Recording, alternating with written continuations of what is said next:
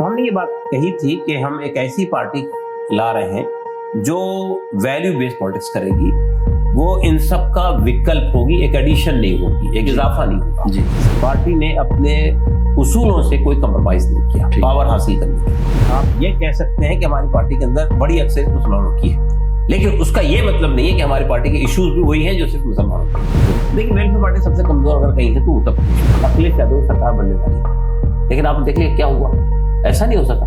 اس کی وجہ کیا ہے معلوم؟ اس کی وجہ یہ کہ یہ اگر لوگ سمجھتے ہیں کہ تماشا کرنے سے بہت زیادہ تام جھام کر کے اس سے آپ ووٹ بٹور لیں گے، یہ پاسبل نہیں ہے۔ ووٹ بٹورا جاتا ہے جب تک کہ آپ کا نیٹ ورک نیچے تک نہ ہو، جب تک کہ آپ اپنے لیے کمیٹڈ ووٹرز کریٹ نہ کر لیں۔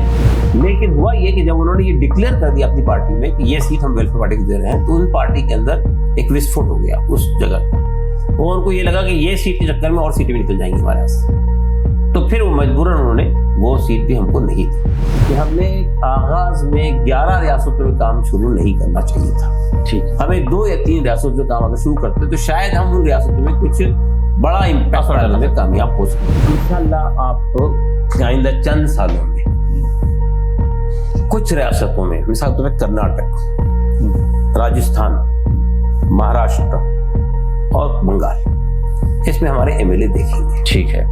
ناظرین آداب، ایشیا ٹائمز کی اس خاص پیشکش میں آپ کا خیر مقدم ہے۔ میں ہوں اشرف علی بستوی۔ آج میں بہت خاص مہمان میرے ساتھ اس وقت موجود ہیں، ڈاکٹر سید قاسم رسول اعجاز صاحب۔ آپ ویلفیئر پارٹی آف انڈیا کے صدر ہیں۔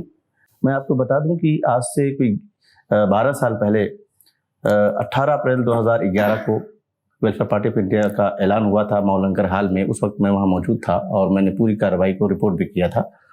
پچھلے 2 دن پہلے بھی اس کا ایک پروگرام ہوا جو 18 تاریخ کو، اس میں وہاں شریک تھا، اس کا فاؤنڈیشن ڈے منایا گیا۔ تو مجھے خیال آیا کہ کیوں نہ ہم بات کریں ڈاکٹر صاحب سے کہ اس پورے 10 سال سے زیادہ عرصہ ہو گیا ہے، اس پارٹی کو لے کر کے جو یہ نکلے تھے وہاں سے، خاص طور سے جو مولیوں پر آدھارت سیاست کی بات کرنے کی بات کہی گئی تھی، اس کو پرچار پرسار کرنے کی، لوگوں تک پہنچانے کی، وہ کہاں تک وہ سفر پہنچا ہے، آنے والے 10 سال کا کیا ان کا ایجنڈا ہے، پچھلے 10 سال کا جو پورا پروگرام تھا وہ کیا تھا۔ ڈاکٹر صاحب مجھے بتائیں کہ آپ کی پارٹی کا جو قیام ہوا تھا اس وقت بڑی خاص بات یہ تھی کہ مولیوں پر آدھارت سیاست کو آگے بڑھانا ہے، اس کو لے کر کے آپ نے کوئی منصوبہ بنایا تھا۔ 10 سال گزر گیا، 12ویں 11ویں سال میں ہم لوگ ہیں اس وقت، کیا تھا اور کہاں تک پہنچے آپ؟ دیکھیے، ویلفیئر پارٹی آف انڈیا کا جب آغاز ہوا تھا تو اس وقت میں ہم نے ایک اس کا کنسپٹ، اس کا ویژن پبلک کے سامنے رکھا تھا۔ ظاہر ہے کہ اس وقت بھی 1200 پارٹیاں الیکشن کمیشن آف انڈیا سے رجسٹرڈ تھی، تو یہ سوال ظاہر ہے کہ سب کے ذہن میں تھا کہ ایک نئی پارٹی کی ضرورت کیوں محسوس کی گئی۔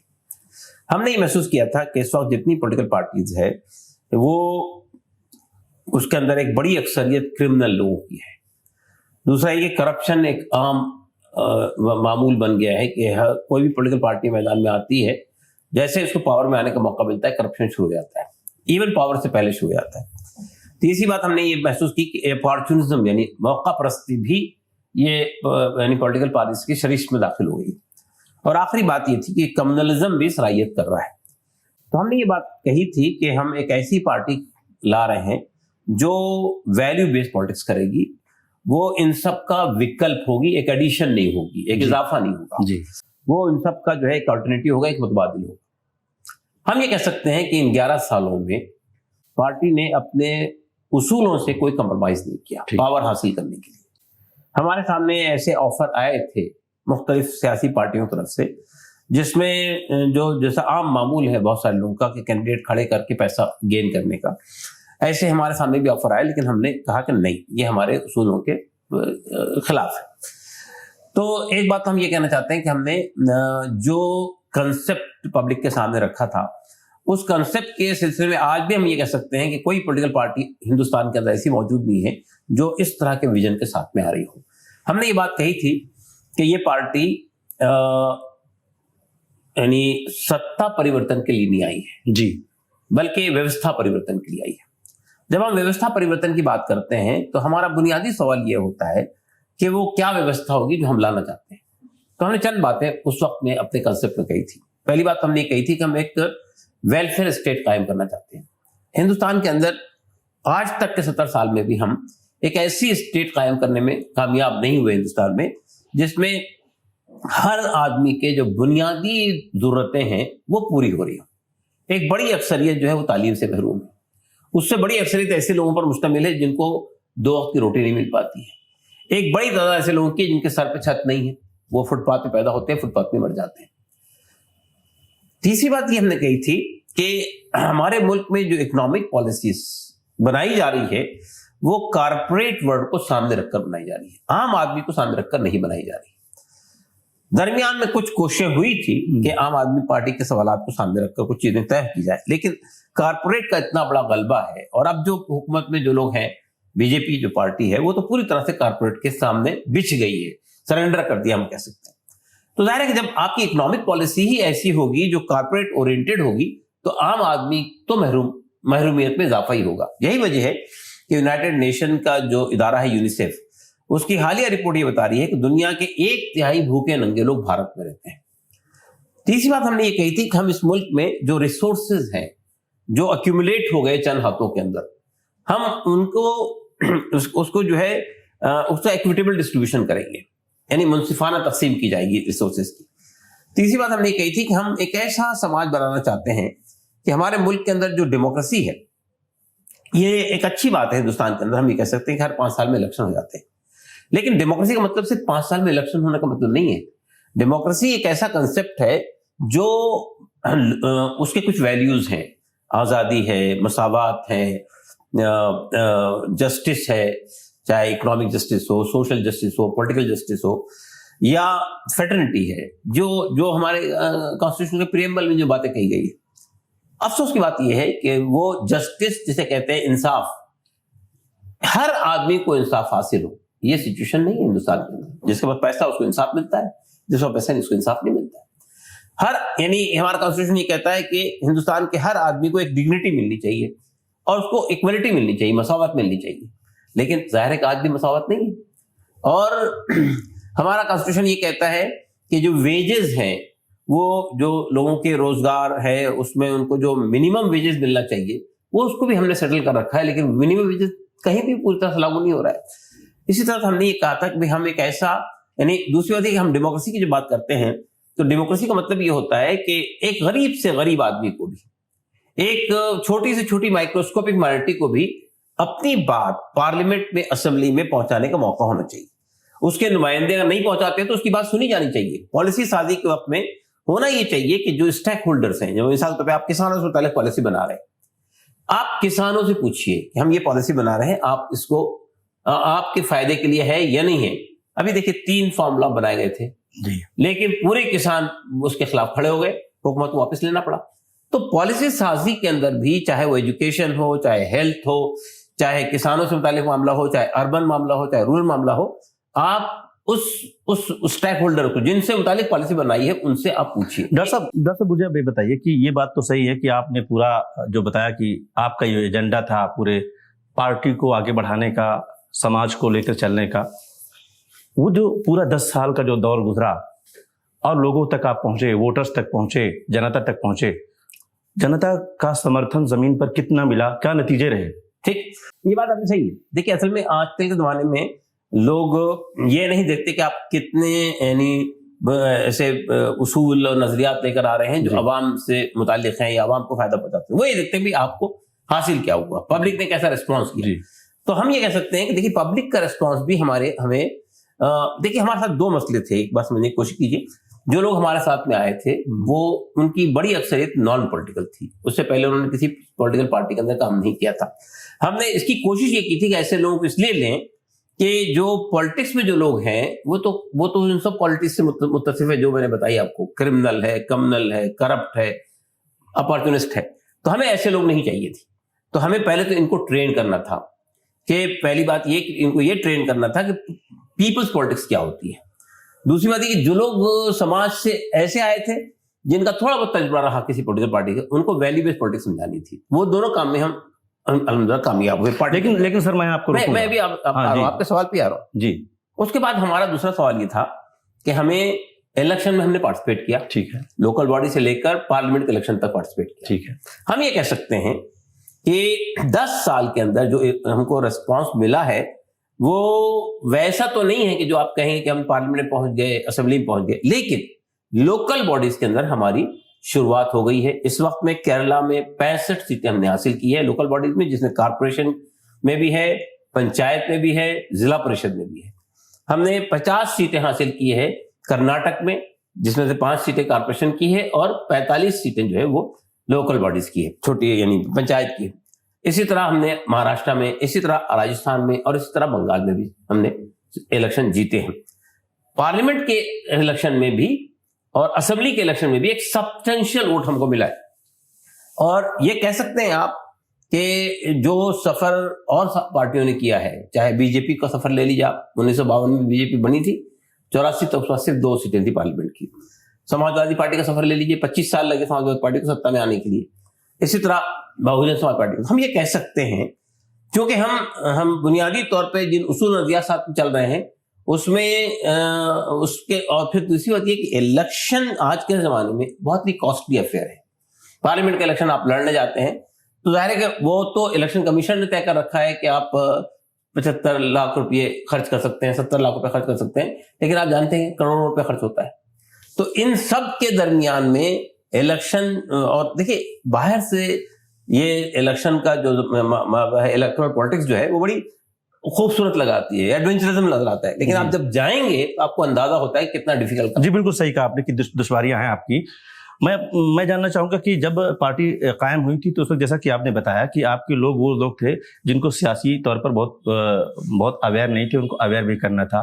بہت سارے لوگ ایسے آئے تھے جو سیاستدان تو تھے لیکن ان کو آپ کی سیاست سمجھانا تھا. مجھے یاد پڑتا ہے کہ بہت سارے ایسی شخصیات شامل ہوئی تھیں جو بہت جلدی آپ سے الگ ہو گئیں. سیاسی شخصیات تھیں، کچھ سماجی شخصیات بھی، بڑے چہرے تھے جن کو آپ لے کر آئے تھے. آخر وجہ کیا رہی کہ وہ کارواں جس طرح سے چلا تھا اس میں اور لوگ اضافہ ہوتا، لوگ اترتے چلے گئے، چڑھتے اترتے؟ نہیں، دونوں چیزیں ہوئی ہیں. کچھ لوگ نکلے ہیں، کچھ لوگ نئے آئے ہیں. ٹھیک ہے. دیکھیے 3 طرح کے لوگ ہمارے ساتھ میں آئے تھے. کچھ لوگ یہ سمجھ کر آئے تھے کہ یہ مسلم پولیٹیکل پارٹی ہوگی، یہ ایکسکلوزیولی مسلمانوں کے لیے کام کرے گی. تو جب ان کو یہ اندازہ ہوا اپنے ہمارے اپروچ سے کہ یہ ایک پلورل پولیٹیکل پارٹی ہے جس میں مسلمانوں کے علاوہ دوسرے لوگ بھی ہیں اور یہ کمنل سیاست نہیں کرتی ہے، تو جو لوگ صرف مسلم پولیٹکس کی بات کرتے تھے، اچھے لوگ بھی تھے اس کے اندر، لیکن ان کو دوسری چیز سمجھ میں نہیں آتی تھی. وہ کہتے تھے کہ آپ مسلمانوں کا پولیٹیکل ریپرزنٹیشن نہیں ہے، مسلمان پولیٹیکلی سب سے بیکورڈ ہے، آپ مسلمانوں کی پولیٹکس سیکھیں. تو ہم نے کہا مسلمانوں کی پولیٹکس کرنے کے لیے MIM ہے اور دوسری پارٹیاں موجود ہیں. دیکھیے ہمارا ماننا یہ ہے کہ جس دن آپ مسلم پولیٹکس کریں گے ہندوستان کے اندر تو آپ صرف اور صرف بی جے پی تقویت ہوگی. تو کیا آپ کی party as a Muslim party کے طور پر نہیں جانی جاتی آج بھی؟ نہیں، ہماری پارٹی جو ہے، یعنی آپ یہ کہہ سکتے ہیں کہ ہماری پارٹی کے اندر بڑی اکثریت مسلمانوں کی ہے، لیکن اس کا یہ مطلب نہیں ہے کہ ہماری پارٹی کے ایشوز بھی وہی ہیں جو صرف مسلمانوں کے. ہم نے ان 11 سالوں میں کئی مدوں پہ پالیسی انٹرونشن کیا ہے. ہم نے الیکشن کمیشن آف انڈیا کو نے جب مانگا تھا ریکمنڈیشن کہ لا کمیشن نے کہ یہ ہے، اس میں کیا کیا وہ ہونا چاہیے، ریفارم ہونا چاہیے، تو ہم نے بہت زبردست ہوم ورک کر کے وہ الیکشن کمیشن کو دیا. اور آپ کو یہ بتاؤں میں، الیکشن کمشنر نے پبلکلی پریس کانفرنس میں انڈورس کیا کہ صرف 2 پارٹیوں نے سجیشن دیے، ایک کانگریس نے اور ایک ویلفیئر پارٹی آف انڈیا نے. ہم نے انوائرمنٹ کے بل پر، الیکٹرک کے بل پر، یعنی آپ کے یہ لیبر کوڈ پر اور ایسے کئی ایشوز کے اوپر ہم نے وہ دیا ہے. اور ہم بنیادی طور پہ یہ کوشش کر رہے ہیں کہ سماج کے جو بنیادی سوالات ہیں اس میں ہندو، مسلم، سکھ، عیسائی سب شامل ہے. ایجوکیشن ہے، ہیلتھ ہے، لوگوں کی روزگار ہے، لوگوں کی یعنی بھوک مری ہے، ان کے لیے شیلٹر ہے. یہ وہ چیزیں ہیں جو مسلمانوں کی بھی ضرورت ہے، دلتوں کی بھی ضرورت ہے، آدیواسیوں کی بھی ضرورت ہے، سب کے لیے بات کریں. مجھے یہ بتائیے کہ جیسا کہ آپ نے کہا کہ آپ کی پارٹی مسلم پارٹی نہیں ہے اور آپ نے اس سے مسلم پارٹی ہونے سے بچایا بھی اپنی حد تک، اور لوگوں کو اسے ناراضگی بھی ہوئی اور الگ بھی ہو گئے. مجھے بتائیے کہ کتنا، اگر میں ووٹرز کی بات کروں کہ کیا نان مسلم ووٹرز آپ کے پاس کتنے ہیں، اور آپ کے جو پدادھیکاری ہیں اس میں کتنا فیصد آپ رکھتے ہیں اور کتنا فیصد فی الحال ہے؟ دیکھیے پہلی بات میں بتاؤں آپ کو کہ ہم لوگوں نے ہماری پارٹی بننے کے بعد دوسری میٹنگ ہماری فیڈرل ورکنگ کمیٹی کی جب ہوئی تھی تو ہم نے یہ بات کہی تھی کہ ہر پولیٹیکل پارٹی جو کہ وہ سب کے لیے کام کرتی ہے لیکن اس کا ایک سوشل بیس ہوتا ہے. ویلفیئر پارٹی کا سوشل بیس کیا ہے؟ تو ہم نے کہا پہلا سوشل بیس مسلمان ہے. اس کی وجہ یہ ہے کہ دیکھیے آپ ہندوستان کے سیاست دیکھیں گے تو آپ معلوم ہوگا کہ تقریباً ہندوستان کے اندر جتنی کاسٹ ہے ہندوؤں کے اندر، ہر کاسٹ کے ایک پولیٹیکل پارٹی ہے. اتر پردیش میں آپ کو اندازہ ہو جائے گا آپ گئے تو وہ پولیٹیکلی امپاورڈ ہو چکے ہیں. صرف مسلمان ایک کمیونٹی ایسی ہے جو سیاست کے معاملے میں صرف ووٹ بینک بنی ہوئی ہے. تو اس لیے ہمارا اندازہ ہے تک سب سے زیادہ تعداد میں جو ہمارے سے قریب آئیں گے وہ مسلمان ہوں گے، نمبر 1. اس کے بعد ہمارا اندازہ تک ہم دلت، اور تیسری بات آدیواسی. تو میں یہ کہہ سکتا ہوں کہ ہم نے جو اپنے ووٹ کا انالیسس کیا تو ہمیں اندازہ ہوا ہے کہ ہمیں ابھی بھی اس وقت کی اس میں تعداد میں 30% ووٹ ہم کو دوسری کمیونٹیز کا مل رہا ہے. لیکن جب ہم اپنے اس میں آتے ہیں پارٹی کے اندر میں، تو ہمارے پاس میں یہ ریشو ویری کرتا ہے. یعنی یہاں 30% نہیں ہے جی، یہاں 30% نہیں ہے. نہیں، ابھی 30% نہیں ہے. یعنی مطلب ہے کہ یہ ریشو ویری کرتا ہے اسٹیٹ ٹو اسٹیٹ. کیرلا کے اندر ایک بڑا طبقہ دلتوں کا ہمارے ساتھ ہے. ٹھیک ہے. اسی طرح سے ہم یہ کہہ سکتے ہیں کہ کرناٹک میں بھی ایک سائزبل پاپولیشن دلتوں کی اور دوسرے طبقات کی ہمارے ساتھ میں آئی ہے. کسی حد تک بنگال میں بھی یہ سچویشن ہے. بنگال کے پریزیڈنٹ ہمارے جو ہے مانسا سین صاحب، اسٹیٹ پریزیڈنٹ ہے پارٹی کے، وہ برہمن ہے. اور ہمارے پارٹی کے نیشنل جنرل سیکرٹری آرگنائزیشن سبرمنی آروگم، وہ جو ہے OBC ہیں. اور اسی طرح سے اور جگہ پہ بھی. مجھے بتائیے کہ اتر پردیش ہندوستان کا سب سے بڑا اسٹیٹ ہے، وہاں کی سیاست ہندوستان کی سیاست طے کرتی ہے. ویلفیئر پارٹی وہاں پر کس پوزیشن میں ہے؟ کیا اس کی پوزیشن ہے؟ مجھے بتائیے. دیکھیں، ویلفیئر پارٹی سب سے کمزور اگر کہیں ہے تو اتر پردیش. اس کی وجہ کیا ہے؟ اس کی وجہ 2 ہے. ایک اتر پردیش کے اندر اب تک جتنے تجربات ہوئے ہیں وہ مسلم بیس پولیٹیکل پارٹیز کے ہوئے ہیں. چاہے مسلم مجلس کو لے لیجیے آپ، نیشنل لوک تانترک پارٹی کو لے لیجیے آپ، پیس پارٹی کو لے لیجیے آپ، علماء کونسل کو لے لیجیے آپ، پرچم پارٹی کو لے لیجیے آپ. یہ سب پارٹیاں وہ تھی جو مسلم بیس پولیٹیکل پارٹی تھی. جب ہم نے ایک نیا تجربہ شروع کیا تو ابھی وہاں کے لوگ مانوس نہیں تھے. نہیں، وہ جو آئیڈیا اب مسلم پارٹی کا جو آئیڈیا تھا ووٹ لینے کا، وہی آئیڈیا وہاں کے لوگوں کے مزاج کا حصہ بن گیا، جس کی وجہ سے آپ کا جو آئیڈیا ہے پلیورل انڈیا کو لے کر چلنے کا، سیاست کرنے کا، وہ وہاں کے لوگوں کو سوٹ نہیں کرتا، وہ سمجھ نہیں پاتے. ٹھیک. تو مگر میرا اندازہ یہ ہے کہ وہ صورتحال کل تک تھی. اچھا، یہ جو الیکشن ہوا ہے، اس الیکشن نے اس مت کو توڑ دیا. دیکھیے اور ہم سمجھتے ہیں کہ یہ بہت اچھا ہوا اتر پردیش کے لیے، اس لیے کہ MIM جس طاقت اور قوت کے ساتھ میں آئی تھی یہاں پہ. تو آپ نے پردیش ادھیش اپنا گھوشت کر دیا ہے وہاں پہ اتر پردیش میں؟ یہ جون میں ہم گھوشت کرنے جا رہے ہیں. اس سے پہلے دیکھیے ہم نے ابھی ہمارا یہ اگلے مہینے میں دورہ ہو رہا ہے پورے اتر پردیش کا، ویسٹ اور ایسٹ کا.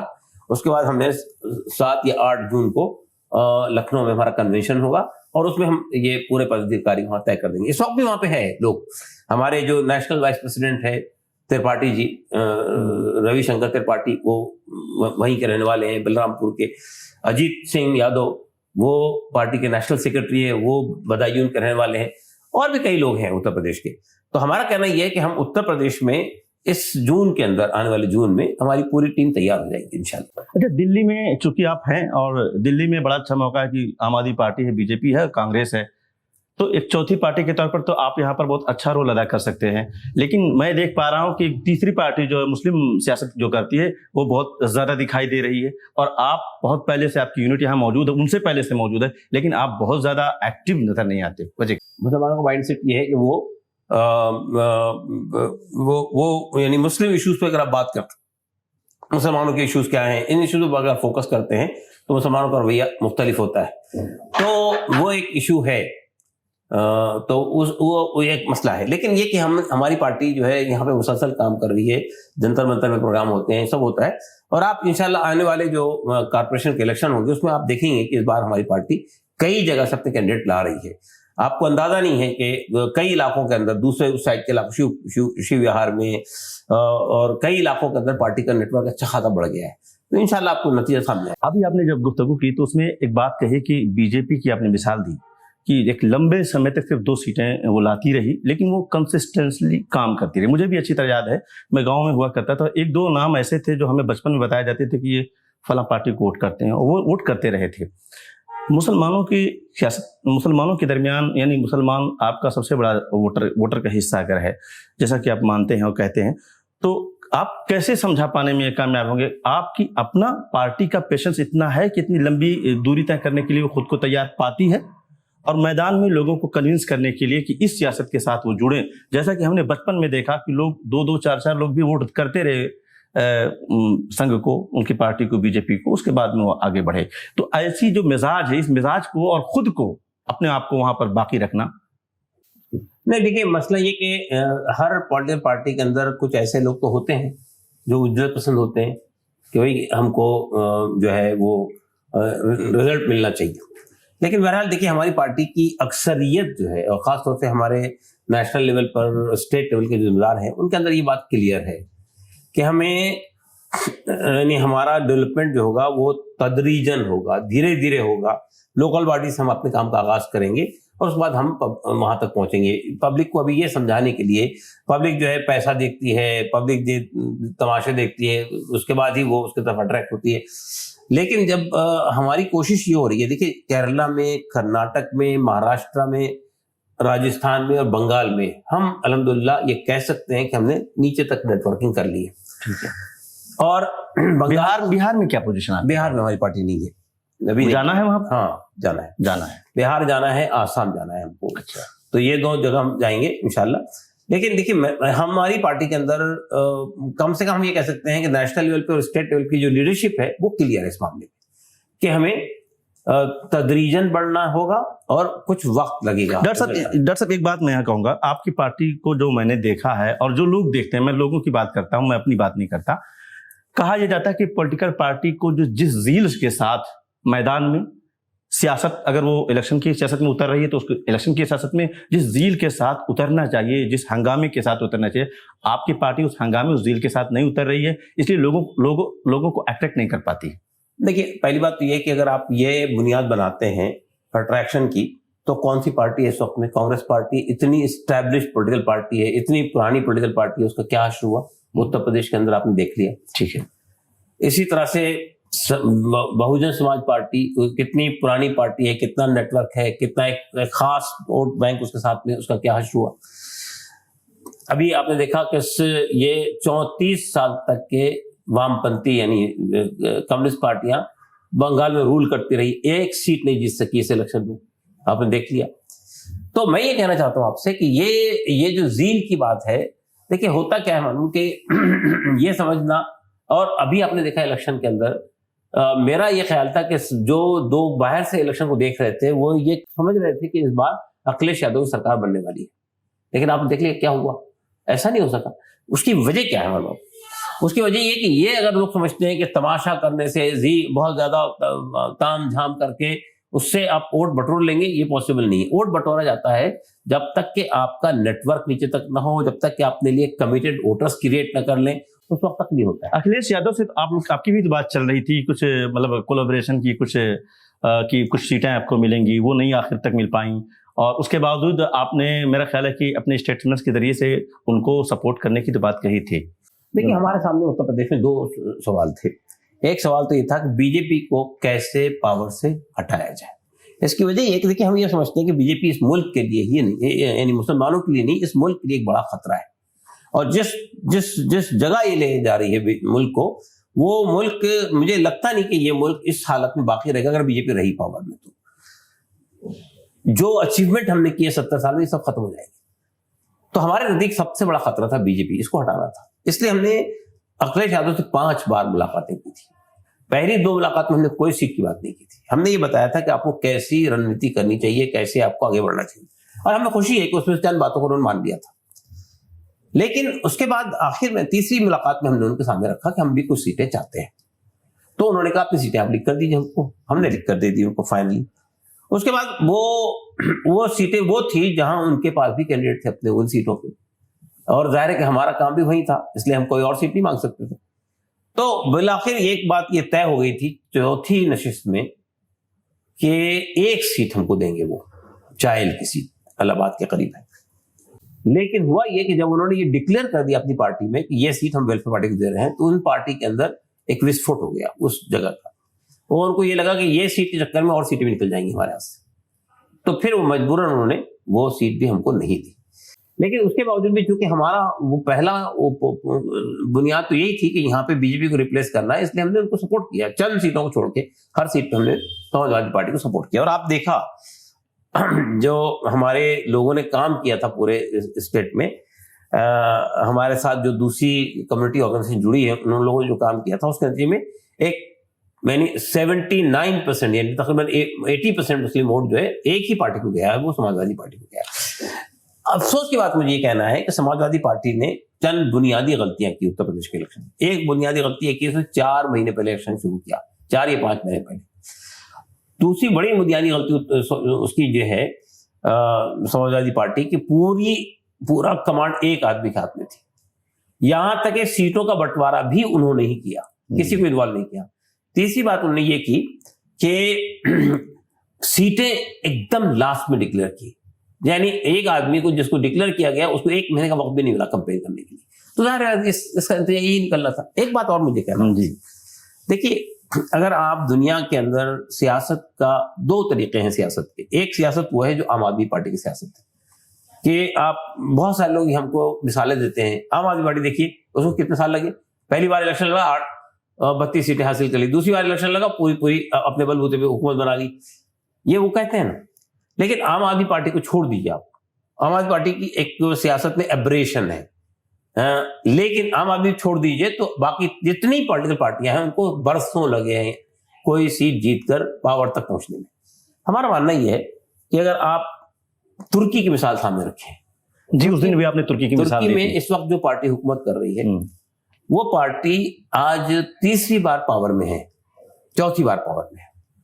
پہلی بار وہ اربکان کے زمانے میں پاور میں آئی تھی چند دنوں کے لیے, 1 سال 2 سال کے لیے. اس کے بعد اب 3ری بار سے لگاتار وہ پاور میں ہے. لیکن اس نے پہلے بار استنبول کی کارپوریشن کی 2 سیٹیں لڑی تھی, ایک ایسٹ میں اور ایک ویسٹ میں. اگلی بار پوری کارپوریشن کے ہاتھ میں آ گئی, اور کارپوریشن کے بعد پھر دوسری کارپوریشن, اور اس طرح سے وہ اس بار تدریجاً. یعنی آپ سوچئے نا کہ یہ جو ترکی میں کب سے شروعات کی تھی, 1960 سے شروعات کی تھی, اور اب جا کر 2000 میں اس کو ابسولوٹ پاور ملا. تو یہ جو آپ ترکی کی آپ مثال دے رہے ہیں کہ ظاہر سی بات ہے کہ انہوں نے کوشش کی اور لمبے تدریجاً کام کیا, لیکن عوام جو ووٹر تھی, ووٹر پر بھی تو انہوں نے اس طرح کے ووٹر تیار ہوئے, دھیرے دھیرے کر کے اس طرح کے سمجھ والے ووٹر تیار ہوئے. جیسا کہ آپ بتا رہے ہیں کہ آپ کی جو بات ہے, جو آپ کی سیاست ہے, مولیوں پر آدھارت جو سیاست کی آپ بات کرتے ہیں, اور میدان میں جتنی سیاسی پارٹیاں ان کے یہاں کوئی مول وغیرہ کچھ بھی نہیں ہے. الیکشن جیتنا ایک خاص ایجنڈا ہوتا ہے. مجھے بتائیے کہ جب آپ کسی پارٹی سے سمجھوتا کرتے ہیں, چونکہ آپ ایک مولیوں پر آدھارت سیاست کرنے والی پارٹی ہیں اور اس پر ہی آپ کو کام کرنا ہے, اسی لیے آپ اس کی فکر نہیں کرتے کہ آپ کو سیٹیں مل رہی کہ نہیں ملی, آپ اس کی ضرور فکر کرتے ہیں کہ میرا میسج, ہماری پارٹی کا میسج لوگوں تک پہنچنا ہے کہ نہیں پہنچ رہا. تو مجھے بتائیے کہ یہ جو غیر مولیوں والی جو سیاست ہے اس کے ساتھ آپ کا کیسے سمجھوتا ہو سکتا ہے, یا کیسے ہوتا ہے, کیسے آپ قریب ہوتے ہیں؟ دیکھیے اصل میں اصولی گفتگو اور عملی صورتحال ان دونوں کا اندر کچھ فرق ہے. ٹھیک ہے. دیکھیے ہوتا کیا ہے کہ آپ مجھے بتائیے کہ نبی کریم صلی اللہ علیہ وسلم جب مکے سے مدینہ آئے تھے, ٹھیک ہے, تو آپ نے یہودیوں سے معاہدے کیے, ٹھیک ہے, آپ نے منافقین سے سمجھوتے کیے, ٹھیک ہے, آپ نے اوس و خزرج سے معاملہ کیا. جی. تو کیا یہ لوگ اصولی لوگ تھے؟ نہیں, یہ تو ایسے ہی لوگ تھے. ٹھیک ہے. تو ظاہر بات ہے کہ آپ کو پہلے مرحلے کے اندر اپنے قدم جمانے کے لیے بعض اوقات ان لوگوں سے بھی معاملہ کرنا پڑتا ہے جن کی فکر سے یا جن کے اب طرز عمل سے آپ کو اختلاف ہو. لیکن اس میں بھی ہم یہ دیکھنے کی کوشش کرتے ہیں کہ وہ لوگ کمنل نہ ہو, وہ لوگ فاسی وادی نہ ہو, وہ لوگ فرقہ پرست نہ ہو, اور ان سے گفتگو بھی جو ہوتی ہے وہ مثال کے طور پر اگر ہم نے یہاں اکھلیش یادو سے بات کی تھی تو اکھلیش یادو ہم نے ایک پورا وہ دیا تھا کیا کیا کام ان کو کرنے چاہیے جب وہ اگر پاور میں آئیں گے تو, اور انہوں نے اصولی طور مان لیا تھا اس بات کو. تو میرا کہنا یہ کہ دیکھیے ہم کسی بھی پولیٹیکل پارٹی کے ساتھ میں جب بھی معاہدہ کرتے ہیں تو ہمارے درمیان میں کچھ بنیادی باتیں طے ہو جاتی ہیں. ان معاملات کے درمیان میں ہمارا کوئی کمپرومائز نہیں ہوگا, تو وہ تو رہے گا. لیکن ایک بات صرف یہی ہے کہ یہ جو سیکولر پارٹیاں ہیں ان کے اندر اپارچونزم ہے, ان کے اندر کرپشن ہے, ان کے اندر کرمنل لوگ بھرے ہوئے ہیں, یہ سب صحیح ہے. لیکن یہ یعنی ایکسکلوزیولی کمنل ایجنڈے پہ کام نہیں کر رہے ہیں, ایکسکلوزیولی فرقہ پرست یعنی فسطائیت پہ کام نہیں کر رہے ہیں. میں نے اعلان کر کے نہیں کر رہے ہیں, وہ بہت سارے لوگ ان کے اوپر الزام بھی لگاتے ہیں, یہ خفیہ طور پر وہی ایجنڈا چلاتے ہیں. کانگریس پر بھی الزام, سماجوادی پر بھی لگتا ہے. وہ الزام یہ ہے اصل میں کہ یہ سب پارٹیاں اپارچونسٹ ہیں. ٹھیک ہے. وہ موقع پرستی میں کبھی ہندوؤں کو خوش کرنے کے لیے کچھ کہنا پڑے تو وہ بھی کر لیں گے. مثال کے طور پہ آپ کو بتاؤں میں, یہ جو کمیونسٹ پارٹی ہے ये तो अपने आप को एक आदर्शवादी पार्टी बताते रही ना। अभी पिछले दिनों जो इलेक्शन हुआ वहां का, आपके केरला का, तो इन्होंने वही सब अख्तियार किया। उन्होंने लव जहाद का इशू उठाया, उन्होंने आया सोफिया मस्जिद का इशू उठाया, और क्रिश्चियंस को जो कांग्रेस पार्टी से निकाल के अपने साथ खड़ा कर ले लिया, और उधर हिंदुत्व से जो है लव जहाद के नाम पर वो उनको ले लिया। तो ये सब काम तो ये लोग करते हैं। ठीक है सर, बातें बहुत लंबी हमारी हो गई। मुझे ये भी बताइए कि पिछले 10 साल का अगर मैं आपसे बात करूं कि अचीवमेंट क्या रहा है और सीख क्या रही है। देखिए, पिछले 10 साल में 3 चीजें हमको हासिल हुई हैं। ठीक, पहली बात तो ये हमारी वो रही है कि एक तादाद ऐसे लोगों की तैयार हुई है जो वैल्यू बेस्ड पॉलिटिक्स के लिए सस्टेनेबल एफर्ट्स करने के लिए तैयार है। और ये यानी वो लोग हैं जो हमारे साथ जो आए थे, जो वक्ती फायदा देखकर आए थे कि ये ऐसा हो जाएगा, वो लोग छट गए। अब हमारे पास जो लोग हैं वो लोग हैं जो इस कंसेप्ट के साथ, इस विजन के साथ में एक लंबी लड़ाई करने के लिए तैयार है। दूसरी तजुर्बा हमको ये हासिल हुआ इसमें कि हमने आगाज में 11 रियासतों में काम शुरू नहीं करना चाहिए था। ठीक, हमें 2 या 3 रियासतों में काम अगर शुरू करते तो शायद हम उन रियासतों में कुछ बड़ा इम्पैक्ट डालने में कामयाब हो सकते थे, लेकिन जाहिर है कि वो काम शुरू हो गया तो उसको लपेटा नहीं जा सकता। ठीक है। तीसरी बात हमको ये इसमें मिली है कि हम ये शायद समझ रहे थे कि 7-8 साल में, 5-6 साल में कुछ ब्रेक थ्रू होगा, कहीं ना कहीं से कुछ होगा। वो हमारा ख्याल गलत था, और हमारा कहना ये है कि हमको एक लंबे वक्त तक के लिए इस लड़ाई को लड़ना पड़ेगा। और हमारी अब हमारा फोकस जो है इन हमने पूरे रियासतों में जितनी जगह हम काम करते हैं, अब हमने पूरी रियासत में यूनिफॉर्मली हम काम नहीं कर रहे हैं, केरला को छोड़ के। केरला में 14 डिस्ट्रिक्ट में काम हो रहा है, जितने डिस्ट्रिक्ट वहां मौजूद है, लेकिन हर रियासत में हमने डिस्ट्रिक्ट भी मुतय्यन कर दिए, पॉकेट्स भी, और पॉकेट्स के अंदर कॉन्स्टिट्यूंसीज भी मुतय्यन कर दी कि इस पे हमारा फोकस रहेगा। क्योंकि अब 11 रियासतों को लपेटा जा सकता नहीं है, तो उसमें ये तय किया गया, उन रियासतों के अंदर फोकस एरियाज तय कर दिए गए जी, और उसमें हम इंशाल्लाह काम कर रहे हैं। तीसरी बात मुझे ये कहना है कि इसमें एक अच्छी चीज ये हुई है कि हमारे साथ जो लोग आए थे उन्होंने ये तो सीख लिया है कि सियासत, अच्छा मैं एक अहम बात भूल गया था, वो ये है कि देखिए हम लोग पावर पॉलिटिक्स और पीपल्स पॉलिटिक्स में फर्क करते हैं। ठीक है, ये जितनी पॉलिटिकल पार्टियां वो पावर पॉलिटिक्स करती है, पीपल्स पॉलिटिक्स नहीं करती है। हमने शुरुआत से ही ये बात कही थी कि हम 5 काम करेंगे और इलेक्शन जो है 4 काम करेंगे, इलेक्शन 5वां काम होगा। ठीक है, हमने कहा हम पॉलिसी इंटरवेंशन करेंगे, हम वो काम कर रहे हैं। ठीक है, हमने कहा हम एजुकेशनल पॉलिटिक्स करेंगे, पब्लिक के इश्यूज को हुकूमत पे दबाव डालकर बनवाने कर वो काम हम कर रहे हैं। तीसरी बात हमने कही, गवर्नमेंट की जो पॉलिसीज बनती है स्टेट लेवल पर भी और सेंट्रल लेवल पे भी, उसको डिलीवर करवाएंगे, वो चौथा काम कर रहे हैं। और चौथा काम ये है कि हमने समाज के अंदर लोकल लेवल के ऊपर जो आम आदमी के मसाइल है उसको टेकअप करना शुरू किया है। और 5वां काम हमारा होता है इलेक्टोरल पॉलिटिक्स। मैं 2 बातें आपको इस आखिर में कहना चाहता हूँ। हमने 2-3 बड़े कारनामे अंजाम दिए हैं जो बगैर कोई पार्लियामेंट का इलेक्शन यानी लेजिस्लेचर का, यानी विधान परिषद का, विधानसभा का इलेक्शन जीत के बगैर किए अंजाम। केरला में हमने एक काम ये अंजाम दिया था कि जब कोका कोला की एक फैक्ट्री लगी थी, और कोका कोला की फैक्ट्री की वजह से 200 गांव में आसपास के पानी खत्म हो गया था, इतना वो साइफन कर रहे थे पानी समाज से। तो हमने उसके खिलाफ एजुटेशन शुरू किया, बिलाखिर वो वहां से फैक्ट्री को बंद करवाया।